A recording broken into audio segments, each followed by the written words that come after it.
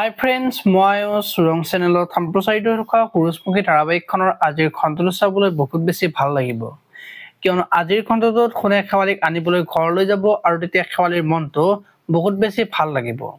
আৰু তেতিয়া সোণে শেৱালিক, মই তোমাক নিবলৈ আহিছোঁ, তুমি কাকো নোকোৱাকৈ যে ঘৰৰ পৰা আহিছা, তোমাৰ কাৰণে ঘৰৰ আটাইবোৰ মানুহ চিন্তিত হৈ আছে, এবাৰ ভাবিছানে বুলি ক'ব। আৰু তেতিয়া শেৱালি, আপুনি বিচৰা মতে আপোনাৰ পৰা মই আঁতৰি আহিছিলোঁ, এতিয়া নিবলৈ কিয় আহিছে বুলি সোণক কোৱা দেখিবলৈ পাব।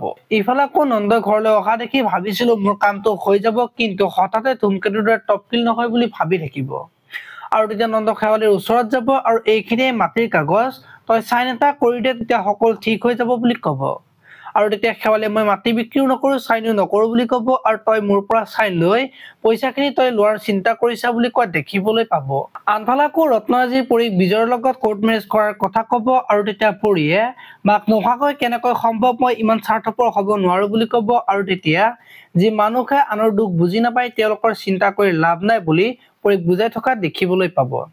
আপোনালোকে সূৰুজমুখী ধাৰাবাহিকখন চাই কেনেকুৱা পায় কমেণ্ট কৰি জনাব। আৰু যদি আপোনালোকে এতিয়ালৈকে চেনেলটো ছাবস্ক্ৰাইব কৰা নাই, তেতিয়াহ'লে চেনেলটো ছাবস্ক্ৰাইব কৰি ভিডিঅ'টোত এটা লাইক কৰি দিব। ধন্যবাদ।